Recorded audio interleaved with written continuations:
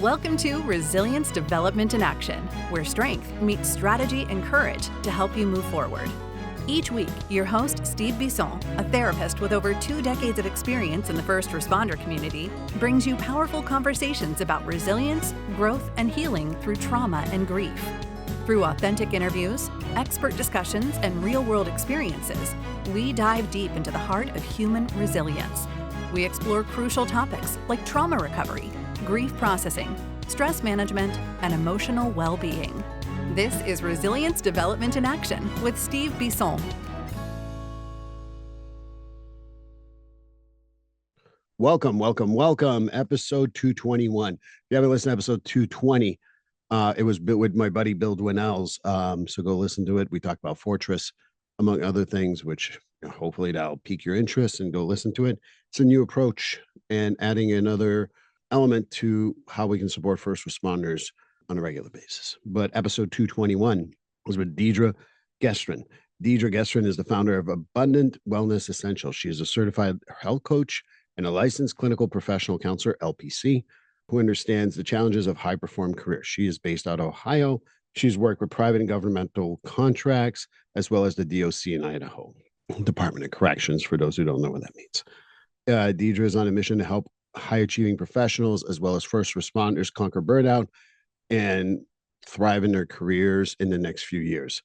So she reached out to me on Facebook, and I can't wait to hear her interview. So here it is.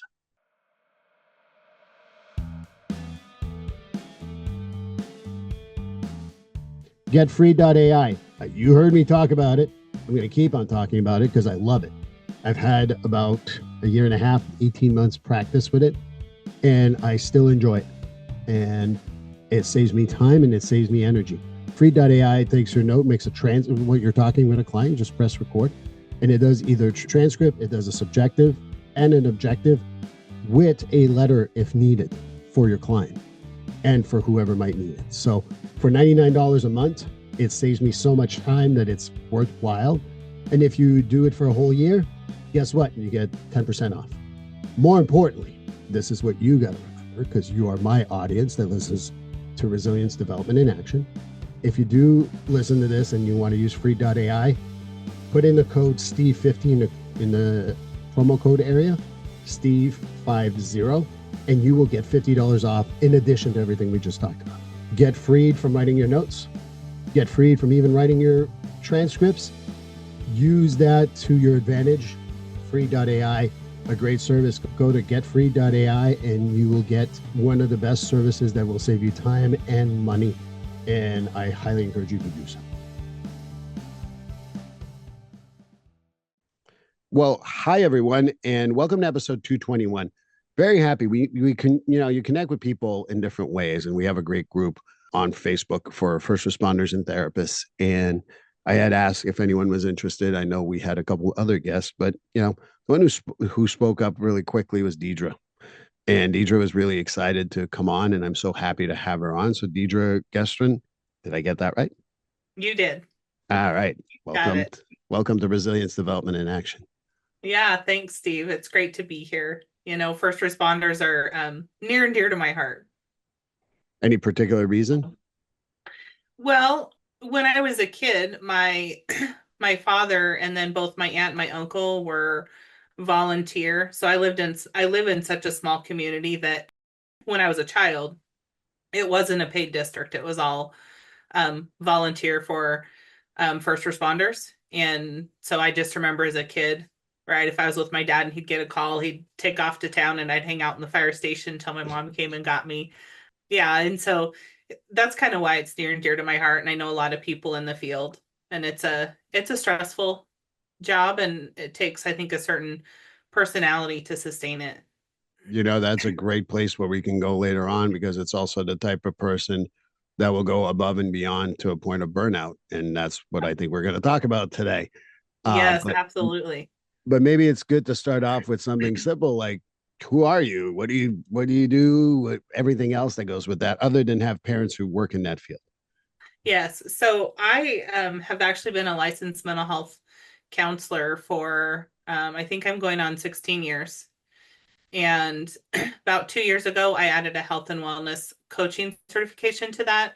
Part of that was through my own burnout journey and recovery from that, because I truly believe to heal us as individuals, we actually have to look at both the mental health and the physical health component because it's so intertwined.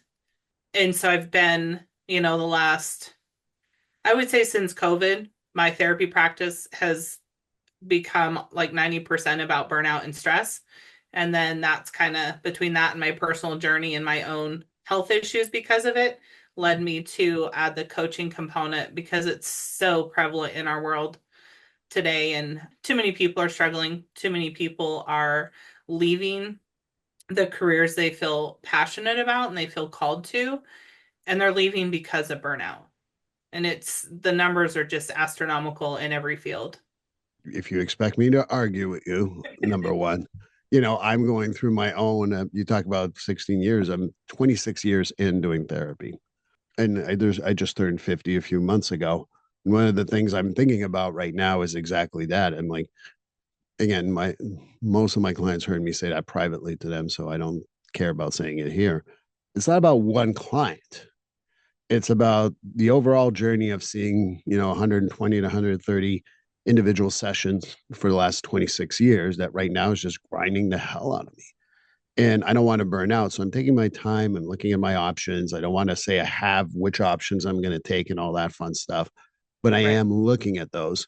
And I'm trying to be truthful to myself instead of burning out and wanting to, fuck this field, because that's definitely not where I want to be. But we all have our own journeys with burnout. I'm assuming there's a story here. Deidre's going to tell me, oh, here's my story. So I hope that you can share that with, because I think it's always important. One of the things about first responders is they want that personalization. Oh, that's why you know a lot about this shit. And I think that that's what they like the most. So, there's so many things you talked about, but that's the first question I have is, what's your personal experience with burnout? Yeah, and I'm happy to absolutely share that because it's a big significant piece to why I'm on this journey, right? And why I'm here today. And in my in my entire career, not just as a counselor, but prior, I've actually hit burnout three very distinct times in my entire career. But it was this third one that really had the most impact on me and that I want to share a little bit about. And part of that is because in my recovery, my burnout actually became secondary traumatic stress. Oh, And there's a lot of research out there that will kind of put those in the same bucket, but I don't see them that way. I see one as one leads to the other. And so, a little bit of background on kind of my last round of burnout. I was working community health. I was program manager, but still seeing clients. So I was doing multiple roles. We managed our own crisis line, which means people, if they were at the ER because they were feeling suicidal, we would get called to go in and assess them, potentially find placement.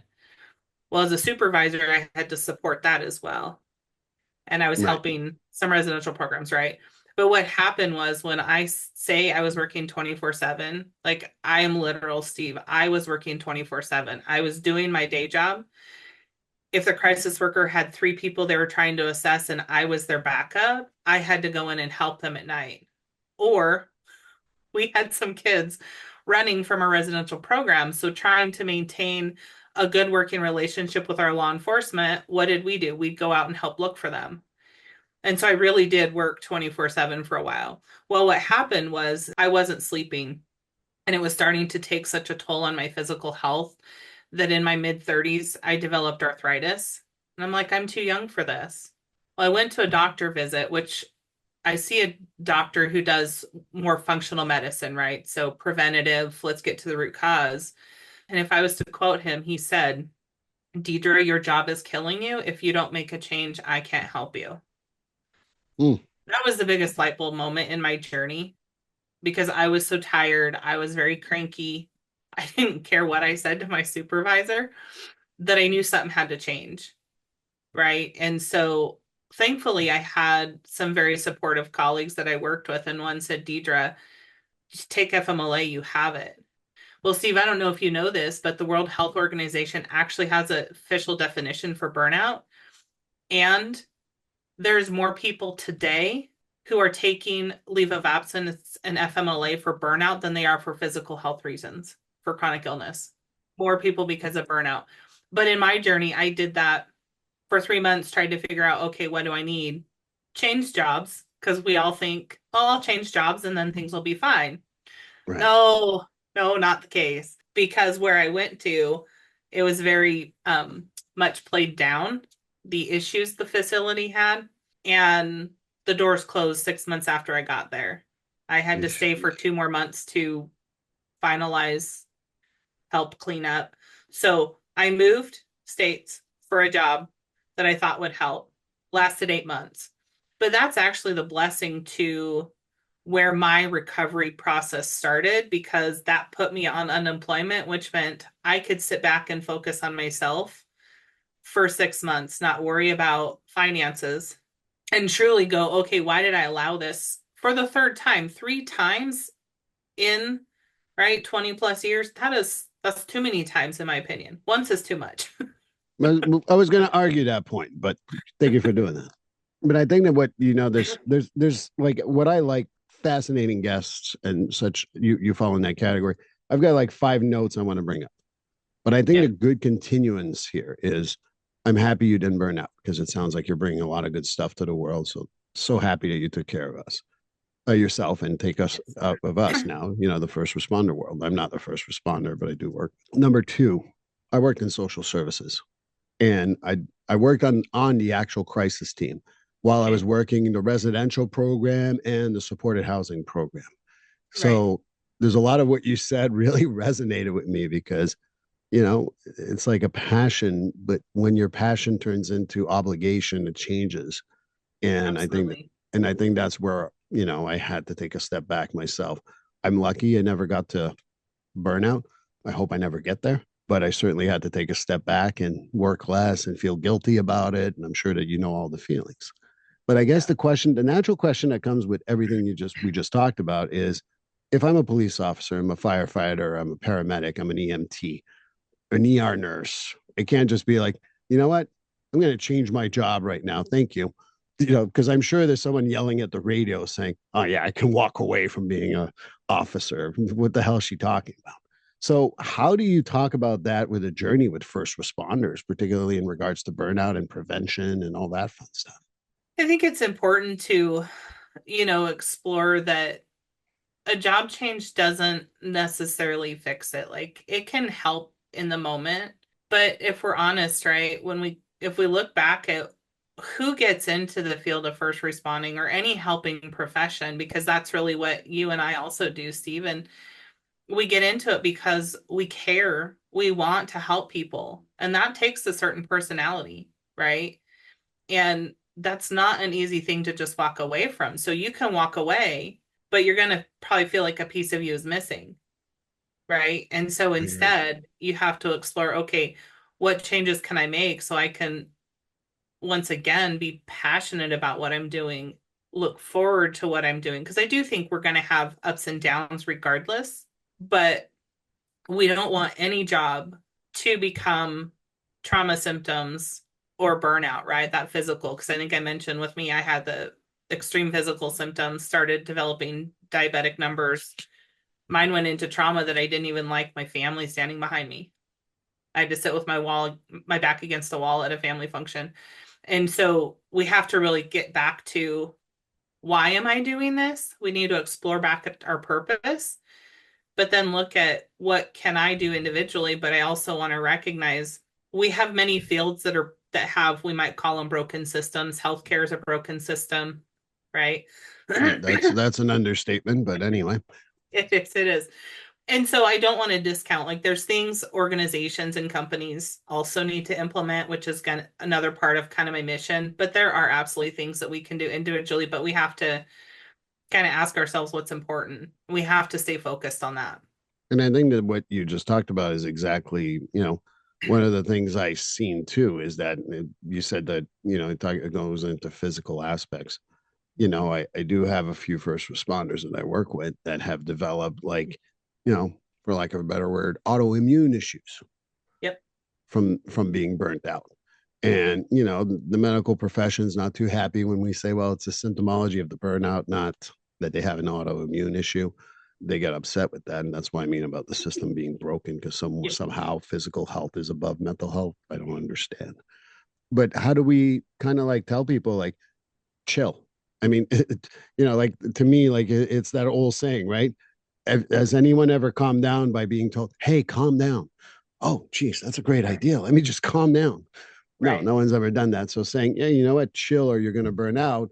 I know that in the helping profession that I work in, if you had ever told that to me and be like, okay, thank you. And I would have been like, yeah, no, until I was probably broken down completely. But anyway, Right. how do we get Right. people to like slow down? Because I think the other aspect that people seem to don't understand is that if you're not doing good within any organization, but particularly in the first responders, you only have two or three guys on with you. Fire and police is typically like that. You not doing well is affecting two or three other people, including their safety at times. So I think Right. that that's the other part too, is like, how do we tell people to chill and how do we explain a little bit of the effect on the team?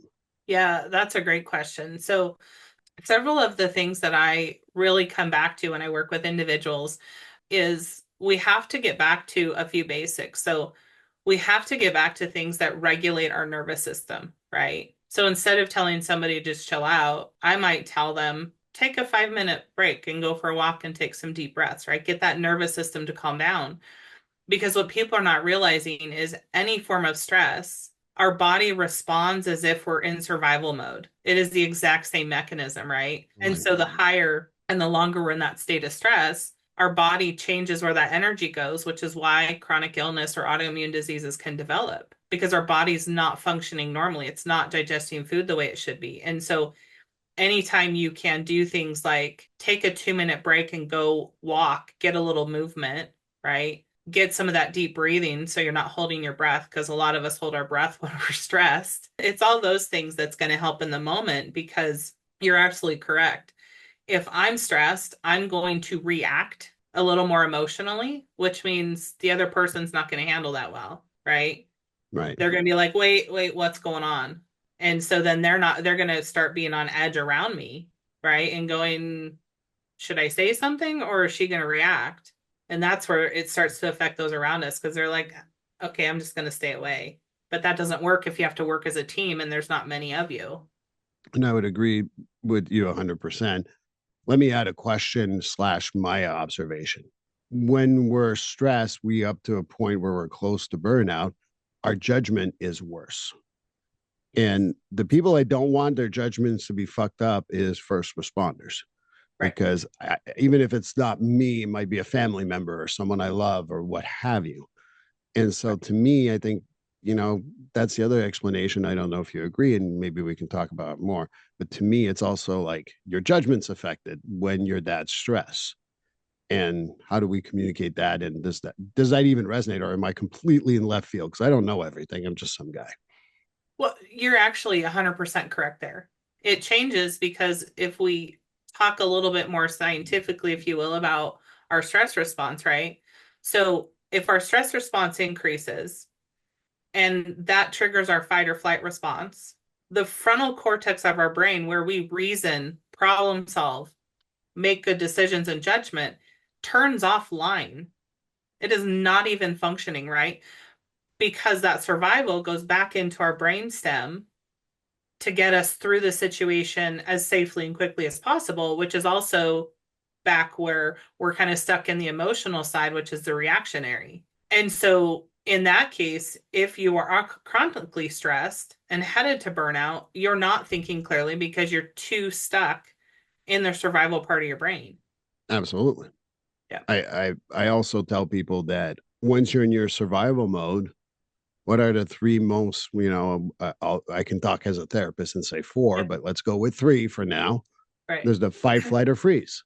And Yep. then for all you therapists who are listening out there, I know about fawn. Okay. I know about it. But I don't think cops and firefighters want to hear about fawning, although they encounter it regularly. But, anyways, getting off subject. But I think that when you're in a fight or flight response, your judgment becomes razor sharp for one particular thing, this particular situation. And sometimes the threat that's occurring is not even real. It's Right. one that you imagine and you're marrying or whatever because of your burnout, because of where you're at. You don't sleep 24/7. I mean, your cognitive limitations are right there. And that's not an attack on anyone. It's just what it is. And I think that's the Yes. other part that's hard to explain is that your cognitive abilities have diminished. And then fight flight, yeah, can be very beneficial if someone pulls a gun on you or you got to do cardiac arrest or whatever. Those are great. But when it's simple, and I don't want to say a simple medical, I don't want to upset people, simple blank medical, and then you're overreacting to it because you're in fight or flight mode, that is not good for the team. That's not good for the person on the ground. Frankly, it's not good for anyone. Right. Right. Absolutely. It's not good for anybody. So how do I get unburnt? I mean, to me, that's like, again, I'm going to play devil's advocate, but please understand, I get it, Deidre. Oh yeah, I'm gonna walk away from a fucking shooting by going, let me go breathe for 5 minutes. Yeah, that's great advice, Deidre. So I'm playing devil's advocate purposefully. And if people think I'm an asshole, believe me, there's at least 4 people saying that in their brain already. Right. So Right. how do I tell someone, how do we do this whole walking away, relaxation, taking care of oneself, stuff like that? How do we communicate that? Yeah. Yeah. So that's a great point and question. And you make a valid point, right? Because when we're talking first responders, you can't just walk away in the moment. It is not possible. It's not part of the job. What we can do though, is we can do things before a call. We can do things right after a call, right? That are going to help in the moment. And so when we talk about, we'll stick with like taking deep breaths and going for a walk for a minute as an example. I work with a lot of high functioning people, right? High achieving people. We're talking leaders, we're talking tech as well, first responders. But what I have learned and I have seen repeatedly is when we build in throughout our day, we're just intentional to focus on taking those deep breaths throughout the day, right? So every time I'm cooking a meal or I'm washing my hands, and I am intentional with some slow, deep breaths, what that does is in the moment of stress, you don't have to think, I better take a deep breath to stay in my logical brain. Your body will naturally tap into that because you've been intentional and created as a habit, right? And so I'm all for what are habits we can create so then in those stressful moments, you can regulate and respond versus reacting in survival. So and I'm all about small steps, right? Because if we want this Correct. elaborate plan, who's going to do the elaborate plan? None of us, right? We go, that's too much. And so building small intentional habits throughout your day is what's going to help in the moment. The other thing I would say is things like if you prioritize getting quality sleep, your brain and your body recover. So then the next day, when you're back on shift, you're going to respond more effectively. But if Right. you're not sleeping, you will be reactionary. And so there's a lot of things we can do right What do you outside mean? of the Sorry. shift. What's that? What do you mean? Right. Yeah. And there's actually some great YouTube videos on the benefits of sleep, TED Talks that I've seen. But it's those things. That's what are you doing intentionally? So I would say if we're back to okay, on a call, you can't do anything. When you're done with a call, what do? Put it aside and just move on. Well, that's just building up that stress. So that's where I would say, can you take a few minutes and walk it off and let your brain process it? Is after the fact. All I can say is I agree with you wholeheartedly. And while you were talking, I took a couple of swigs of my water. Yeah. And that's the other one that I say is simple stuff like, taking a water break. And people are like, oh yeah, and then they down 16 ounces in about 2 seconds. Your body's going to reject it. That's just how it is. Right. You learn to go slowly and take a few sips. Your body will absorb it, will calm itself down. The regulation of water on the body is absolutely phenomenal. Yes. And the other part too, for those of you who will be saying I'm making some sort of like advertisement. My advertiser. I don't advertise anything I don't believe in. My sleep number bed save my fucking life. Because I adjust the sleep and makes me sleep. It tells me how the quality of my sleep is, and I look forward to going to bed. Yes, it costs me a lot of money, and I get that. But to me, if you're going to spend a third of your life, which is, by the way, you can look it up, that's what it is, on something, I might as well be fucking comfortable, enjoy it. And frankly, if it can give me data as to how I'm sleeping and everything else, the more the merrier. But I make Yeah. no money. You can choose whatever bed you want. This is not an advertisement, but why aren't we investing on our own mattresses? I just don't get it. Yeah, I'm with you there. People think that they, I hear all the time, I'll sleep when I'm dead. Great, you'll have a shorter life. Right? I don't sometimes don't know how to respond. So it's absolutely be comfortable, get a mattress you're comfortable with. I'm also going to say, look at your routine 30 minutes before you want to sleep, because that has a direct impact on your quality. I have the same sleep. I call it sleep hygiene. 30 Yep. minutes before bed, take my meds. Yep. Currently has a sinus infection, so I got to do some stuff for that.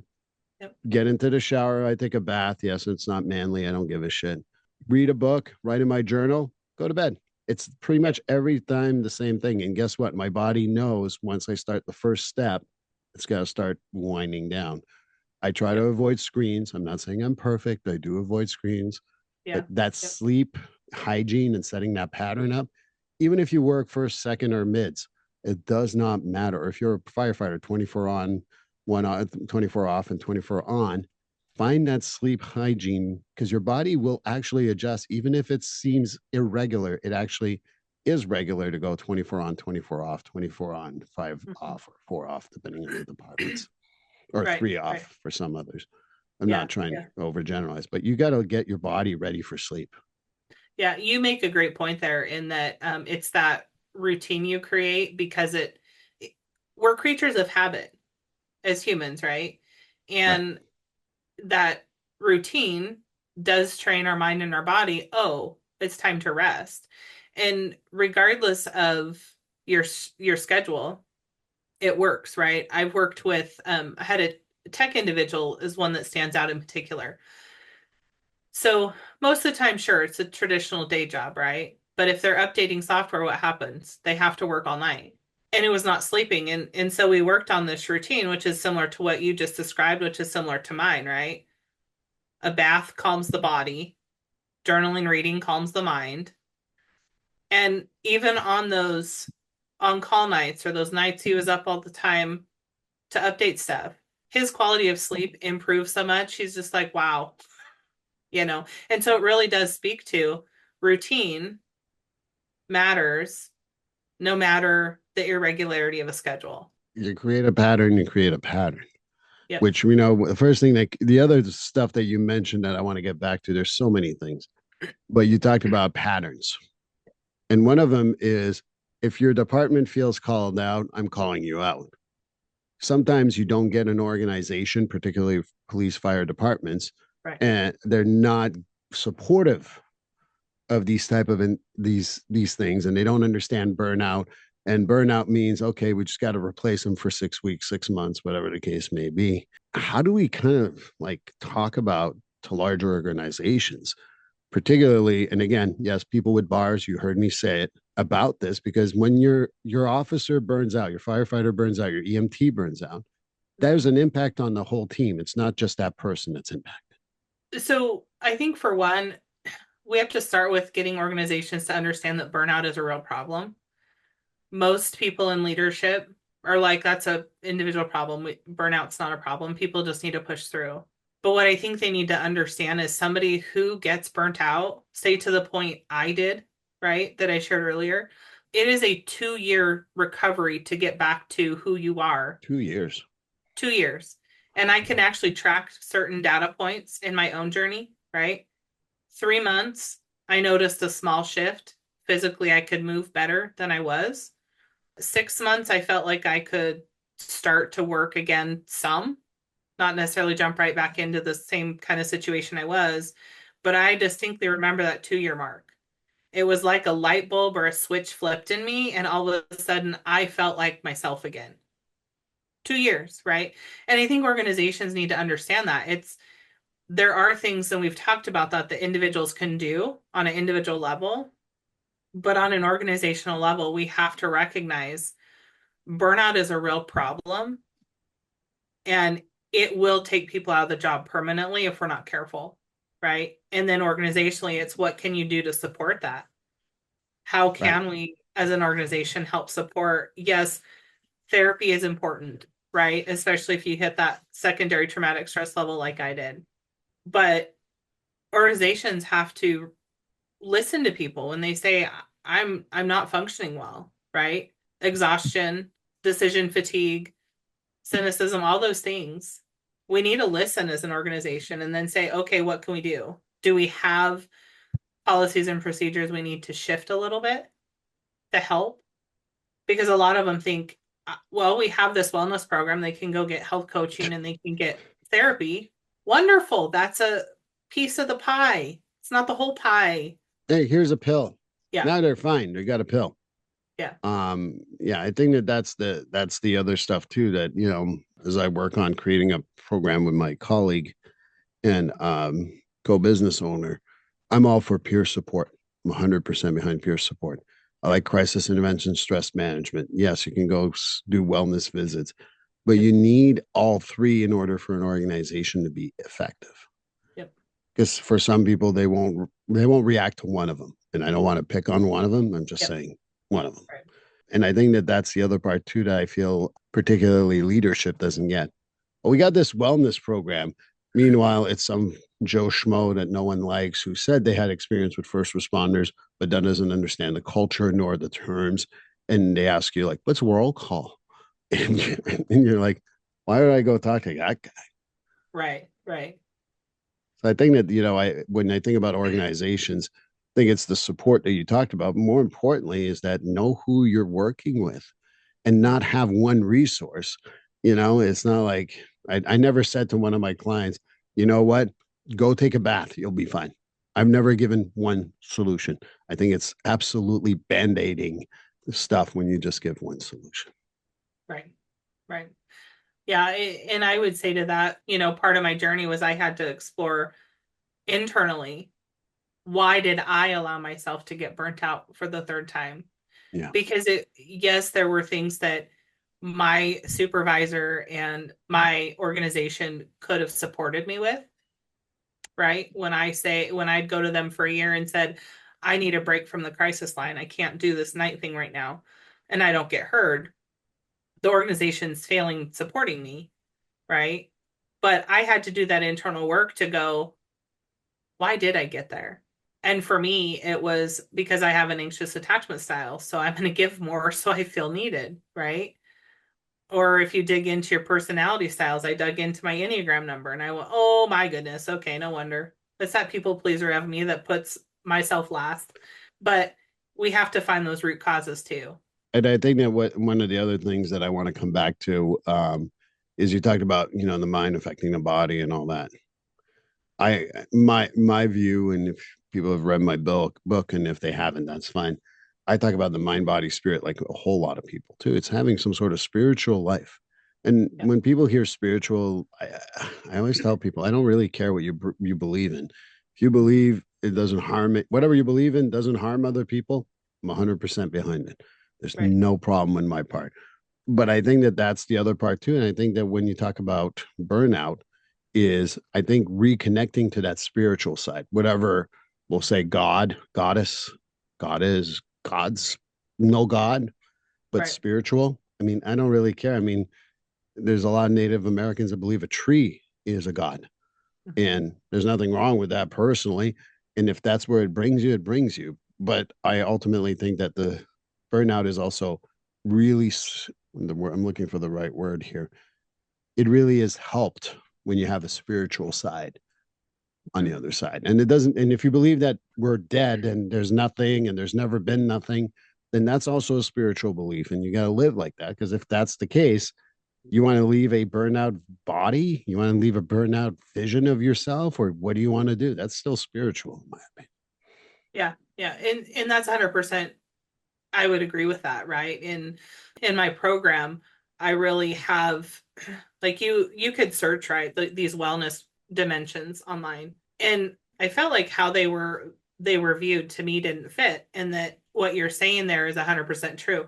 Our spiritual self has to be at the center, because it is directly connected to what you believe your purpose is, right? Not just what you believe in, but it's Right. where your sense of purpose comes from. So if you're not connected and you don't have that, you're going to continue down this route of burnout. But that part really does kind of get to the core of what's going on with burnout. Well, I think we touched a lot of the stuff here on burnout. And, I think that you talked about managing it on an individual level, but sometimes we need help. And what I mean by that is great ways to reach out to Deidre. How would people get in touch with you? Yeah, so the best way to find me or get in touch is to go to my website, which is abundantwellnessessentials.com. And if you want to just book a free call to chat, just go to abundantwellness.com/consult. I'd be happy to just help you kind of figure out what's going on and what would be the most helpful for you. And if I'm not in Idaho, can I still contact you? Yes. So Just so as far as I like my to put practice, that in because people will be like, well, that's great. I'm in Massachusetts. Yeah. Coaching is not limited to that. So yeah. If you're looking for therapy specifically, then yes, you'd actually have to be in Idaho, Washington, Montana, or Oregon, because I'm licensed in 4 states and do a lot of telehealth. But Damn. Coaching, you can be anywhere. And even if you're looking for therapy, I'm happy to support you in trying to find what you're looking for. So we'll put that in the show notes so they can reach out to you on the web. Any social media that they should follow or? So you can actually find me almost on any social media. I have a YouTube channel as well.